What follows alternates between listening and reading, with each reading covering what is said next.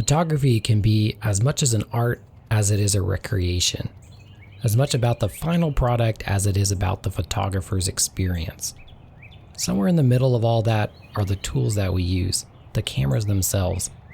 And for some of us, intentionally using cameras that challenge, inspire, or drive us is as much as a part of the experience as anything else.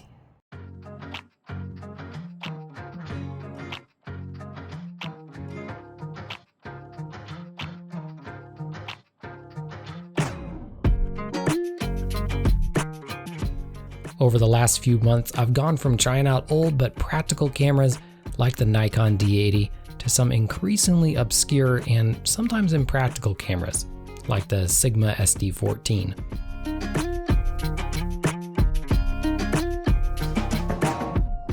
As part of this, I've dove headfirst into the world of old digicams, the consumer, cheap, smaller cameras from the early 2000s.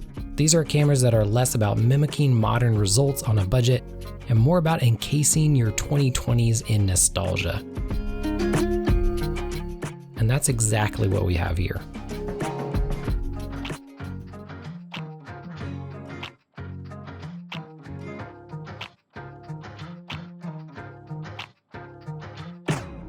Welcome back to the Snappiness YouTube channel, where I like to shoot with old digital cameras like this, the Nikon Coolpix 990. This is a seriously cool camera released in the year 2000. It features a 3.34 megapixel CCD sensor, a cool rotating body design, a 38 to 115 millimeter equivalent lens, and full manual controls.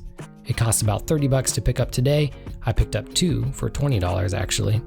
And while it may not be a terribly practical camera with that low resolution, it makes up for it by being one of the most enjoyable old cameras I've shot to date. So let me start off by telling you a little bit more about the body. It may not look like it, but this camera is actually the same width and even grip depth as a standard DSLR. It's just shorter without the prism and no bulky lens sticking out of the front. Even though it's larger than the pictures make it look, it's surprisingly compact and easy to stow away in a bag somewhere. And that made it a great camera to bring just about anywhere. Now, as I've mentioned, the body rotates in a pretty cool way, allowing waist level or over the head shooting easily. You could even spin it all the way around and take selfies with it if you were into that sort of thing.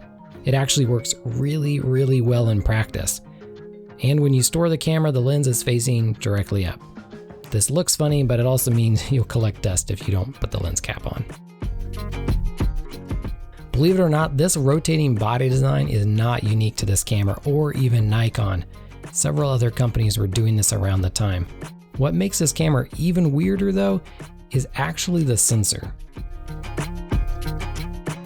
Now, I still get a little laugh when I look at how specific the megapixel count is on the branding of this camera, 3.34 megapixels.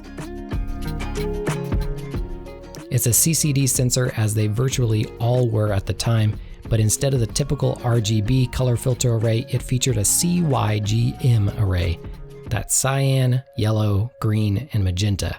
Both Canon and Nikon released several cameras in the late 90s and early 2000s that used this technology.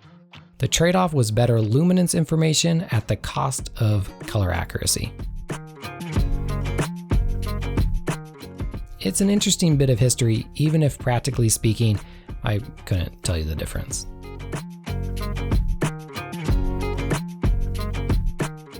I will say though that the 3 megapixels does start to show its age. It's still large enough for sites like Instagram, but viewed at large sizes, it does not look so good.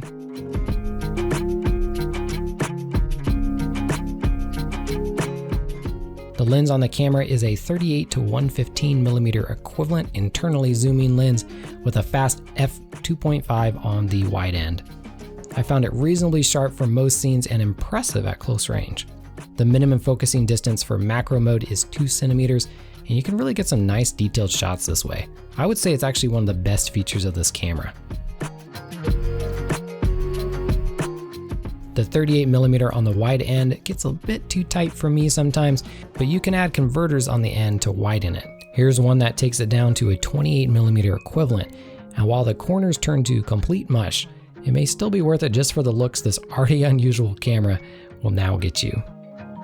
It's probably also worth noting that chromatic aberrations can be really bad on this lens, so just something to look out for. The camera allows full manual controls along with priority modes, and it even allows you to set the focus manually. I really enjoyed the control system on this camera. It takes AA batteries, which I really like, and a CF card. This is an old digicam for those looking for a blast of nostalgia, or even a beginning photographer on a super tight budget. The full manual controls gives you something most old point and shoots in this price range wouldn't, and the files give off that early 2000s vibe. Perhaps it goes without saying, but for most photographers, I would save up a little bit more and get a cheap DSLR. But for those looking for fun and good times, this camera is hard to beat. Thanks for watching, and until next time, happy snapping.